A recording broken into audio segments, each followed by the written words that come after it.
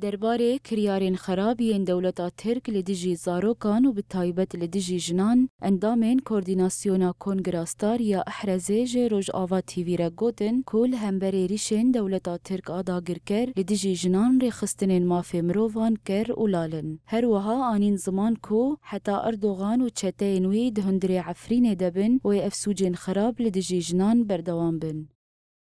دبینن روشی جنی می عفرینه دا ام دبینن روشی می جن شهبا دا ام دبینن چه آستانگیال عفرینه تین چه کرن جنی می عفرینه هاتی کچ بر کرن حفظختی زور زحمتی اشکنجی سر جنی تی چه کرن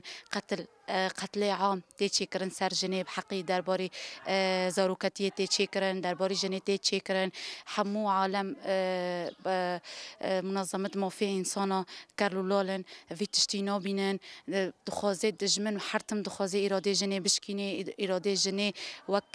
سر لنگا سکنی ویش و رشبری و بری هیرو دبه ام هنه به فکر فلسفی سروکتی ام هیرو هنه ما خاناس کری ما شورش خوا آوا کری حرتش دخوازن اراده جن بشکینن وی شورش لعردخن سرکفتی وی شورش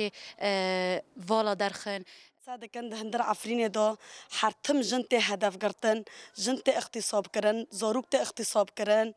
مع عالم دبينه ام في تشتي بري حر تشتكي ام شرمزار دكن ام دبينن حتى اردوغان و چتاي اردوغان ده هندر عفرين دا هابن افتشتا بردوام ببه ام دنگي خود ديگنن عالم ام دبن في تشتي هگر ونسر بس كنن افتشتا حق زياده نبه. هر وها اندامن کوردیناسیون گوتن کول هرمین داگر کری جند بن زور و زحمتی دنه. هر وها بانگل دولت ناونتوایی کرن کول همبر وین حقیه بدنگ نمینن. ام دبین واک جن عفرینی جن الشهبه جن الحر دارکه ام دبینن زور و زحمتی دکشینن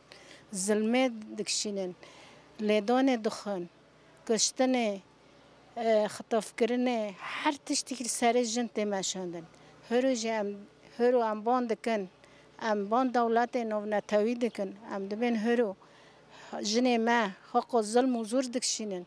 لیدان کشتن ام باند دولت عالم توی دکن ام دبین چهار سره جبو و جنه ما چه متنایه